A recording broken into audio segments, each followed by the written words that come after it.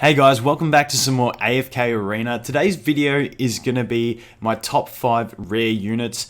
In this page they say they're the legendary tier units, but they are the heroes that you summon as the blue rare units. So we're going to go with rare units.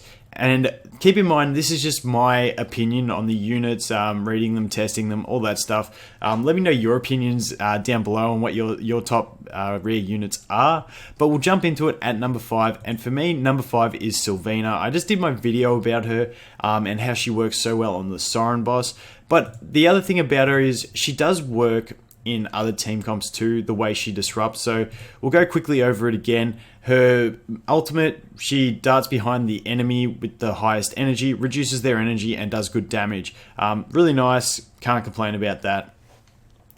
Penetrates the back row, or if the enemy has the highest energy on the back row with that skill. So really nice. It can bring a lot of RNG depending on when you use it, so it can be actually used with some manual play as well. Second skill, she grants the shield to herself, increases her haste. So once you do get the skill up for haste, it's increasing her damage output as well, but also giving us some survivability. And when you combine that with her third skill, which she at the start of the round teleports behind the enemy with the lowest defense, it's the enemy mage, but if there is no mage, it'll go behind the enemy with the lowest defense, and once it's skilled up, it's a stun for 3 seconds as well. So really good mitigation to be able to stun a back row enemy and then attack them, and then they'll focus on her and take damage away from your tank in case you have a squishy tank. And she synergizes real well with some of the other Graveborns because of this. One being Shamira, because Shamira can pseudo tank in the front line, and if you have this Sylvina darting to the back row, taking some aggro away from Shamira really helps. Also pairs in well with the next hero, but we'll just go into a quick test, look at her skills. So as you can see, darts behind the enemy at the start, blocks a few attacks with her shield, waits for her energy bar to go up, and then she goes behind the enemy, attacks, good damage, energy reduction, can't complain with it at all. Like I said, did do a video on her a couple days ago, check that out if you want to have a look at it. The next one I'm going to talk about is going to be number 4 on my list, and that is going to be Verdansk. Now, we'll go through his skill set, but he is another one of those units that even though he's not a tank, he can pseudo tank, and that Sylvina synergy really does help. Plus, they're of the same faction, helps with your faction bonus, all that. So, his ultimate, he basically turns into bats, he's immune to damage, deals damage, and heals himself while he's going around. Really nice skill. The way you pseudo tank with him is basically you put him in that front row, try and get him to get to his ultimate, and then basically he'll go immune and heal back up, dealing some nice damage. So that's a really cool method to use him with. Go to his second skill. Second skill synergizes well with the idea of that pseudo tank. He basically just does damage and heals from the damage he does, which helps him sustain until he can get to that ultimate. And also his third skill, he grants leech. He buffs the leech life of an ally for 8 seconds, which is nice for the ally if it, especially if you got a really high damage dealer that he buffs, to be able to get some healing in for them. But also once it's skilled up, he receives healing from it as well, also adding to his sort of tank ability because he's getting that extra heal through that. So, like I said, he's not an actual tank, but if you can put good enough team synergy in, so that maybe you bring some crowd control or something like that so that he can actually survive and not get burst down in the early part of the game, and then he can use his ultimate, turn to bats, heal up. It's a really good strat, especially there's other units you can do it with too, but just to be able to have him, he'll then disappear off that front row because he turns to bats, goes around. He might even go into the back row of the enemy team, disrupt them like that. Just a really good strat if he is able to survive. Against some teams, you might not be able to make it work because there'll be too much straight damage hitting your tanks, but it's always an option. And then we'll just go in to test him out. As you can see, he does that rapid attack, which heals him up. He just buffed his ally there with some leech life, and as you can see, he's healing and also healing Verdansk. He turns into the bats, does damage. That's what he does, just darts around and ends up in a random spot. So that's Verdansk. He's number 4 on my list. I'm sure some other people would have him up higher, but I just think that's a good spot for him. As we move into number 3 on my list, now this one is going to be Hogan. Now, the reason I've got Hogan at number 3 on my list is he's not the best tank in the game. However, if you're not lucky enough to pull something like a Brutus or a Lucius, he will be a really, really solid tank for you fairly far into the game. As you can see, I've literally only just dropped using mine. Mine's is at Legendary Plus. I've stopped using him just because I've just thrown the Brutus in, even though the Brutus is only elite. Brutus's invincibility is just what makes him amazing, so that's why I've swapped. But I did go all the way up until then using the Hogan myself. And we'll take a look at his skills. He's just got really good just sustainability, not sustainability, but damage mitigation through his CC and his third skill, which we'll talk about in a sec. So his ultimate, he basically smacks the ground, enemies become dazed, and they get knocked down. So really good CC, good knockdown, can't complain with that. Also, team that up with his second skill, which is sends enemies flying. He just does basically an uppercut. The enemies go up. Once it gets skilled up, it does stun them as well. More CC, really nice. And then also, once you get his third skill, it is a 10% increased HP, which is nice, obviously, for him just surviving, but then also increases his health regeneration with skill ups, which is also really nice. So when we go in here, you can see how often he does actually put out CC. So the second strike in battle is that knock up, which also stuns them.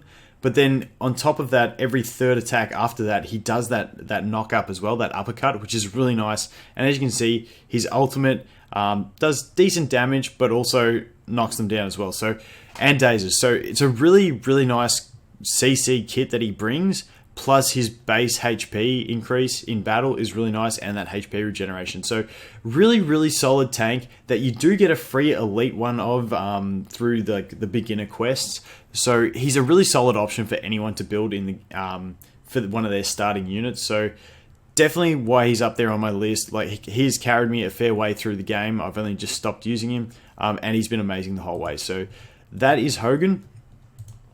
As we move into number 2 on the list, number 2, we're going to go with Arden. Now, Arden is an absolute beast. I used him early on, didn't like him too much. Real early on, we'll go through his skills and I'll explain them to you why. So basically, his ultimate skill, he just calls lightning, hits enemies with lightning. Doesn't do good damage early. Eventually, it does start doing some really nice damage later on. I found this out through guild battles, because in guild battles, everyone gets leveled up, and the damage does actually scale quite nicely somehow. Also, you've got this second skill, which basically puts Entangling Roots on one enemy at base. It skills up to eventually be on 3 enemies. And once you get, this is why he wasn't too good early on for me, because he was only rooting one enemy. He wasn't doing too much damage, just didn't really have enough in his kit early game. But once you go into getting this to entangle 3 enemies, it is completely crazy the way it just turns a battle in your favor straight away, because you've got 3 enemies out of the battle at the start. It's really, really nice. Can't get over how good this is, especially if you haven't got him built or you're not at that level. If you get into a guild battle, throw him in your team. Guild battles don't have the faction bonuses, so just throw him with whatever, and you'll see how good this crowd control is. And then this final one, it's basically a shield and deflects magic damage. It's not the greatest thing in the world. Like, he's pretty much there because of his roots. But yeah, it deflects damage based on his attack rating, and it's pretty nice. So it's basically just putting a shield that's going to put damage back on the enemies. And also, once you skill it up, reduces their haste, which is also nice. But the main reason you do take Arden is because of this Entangling Roots. And we'll just put him out there. You can see really early on in the battle, straight away, 3 enemies, can't do anything. It's not a long time, but look how frequently he does put it out. And like I said, once you do get a few of them up, it's actually insane how much CC he does bring to the table. So that is Arden. He's going to be my number 2 in the rare units. And coming up to number 1, and this guy just has to be number 1 for pure damage output, and that's Savius. I've got mine at Legendary Plus. I didn't find him amazing really early on.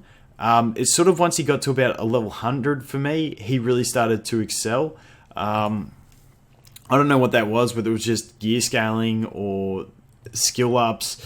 I just found his damage wasn't that amazing until around that, probably around 61 was when he started to get better, or 81. Can't remember, but real early, I didn't like him too much, but later on, just absolute beast. So his ultimate sacrifices HP and then increases his attack speed. Also heals himself when he kills, really nice. But this skill is just huge. Once he starts throwing those spears super fast, things just melt. Like, if you fight against one in the stages, you'll start to see his first spear does like way more damage than anyone else's skills that you can see. It's just, you have to see it to believe it, but his damage is insane. That's his ultimate. So the next skill, it's a passive ability. He sacrifices HP per attack to increase the damage of that attack. And this is where his massive damage does come. And it's just a massive single target nuke, basically. It just basically makes his attacks hit really hard. And all this HP sacrificing makes you think that he might just be really vulnerable and die really easy. But then you've got this one. He sacrifices 8% of his current HP in order to heal himself for 4% of his max HP over a duration of 10 seconds. But the way this is worded, I think, is wrong. Because when you watch him, his HP just constantly regenerates. So I'm pretty sure he sacrifices 8% and then heals 4% per second. Correct me if I'm wrong on that, but his HP just keeps stacking up. So I'm pretty sure that is just 4% every second for 10 seconds. So he loses 8% to gain 40% over 10 seconds, which is really nice. Once again, correct me if I'm wrong with that. And if I'm wrong, tell me what it is that actually heals him for so much, because he can just solo like a beast. You fight against Soren, if he's the last one surviving, it'll basically just be between him going mind control and then doing some damage until it times out because Soren can't kill him. That's what I'm finding at the moment anyway. But also, it reduces the damage taking while he's regenerating health, which makes him also not a tank, but a pseudo tank in some situations. You know, he can take a few hits, but I pretty much never put him on the front row. But we'll jump into test and we'll have a look at him. You can't really get an appreciation for the actual damage he's dealing, but we'll wait till he uses his ultimate and you'll see how, as you can see, once he gets that green bubble around him, he just starts regenerating all that health that he loses from his sacrificial health. So it's absolutely insane. Kills enemies, gains the health back as well. But once he does start that haste boost, as you can see, he's not activating his ultimate. That's because when he gets a kill, refreshes, so he just doesn't need to. But how fast he actually throws those spears and how much HP he regenerates is just makes him, in my opinion, the best rare unit to carry you. Like I said, not so much that real early game, but for damage, he can just output way more than anything else that I have seen, including the legendary units. He just, like I said, has so much damage. So that is it for Savius. That is it for my top 5 rare units. Like I said, let me know in the comments what your top 5 units are. I'd love to hear what you guys think. There was a few more that I was considering for the list that can be really decent, but hey, we had to put it down to 5, and those were my top 5. So thanks for watching, guys, and I'll look forward to seeing you in the next one. Cheers.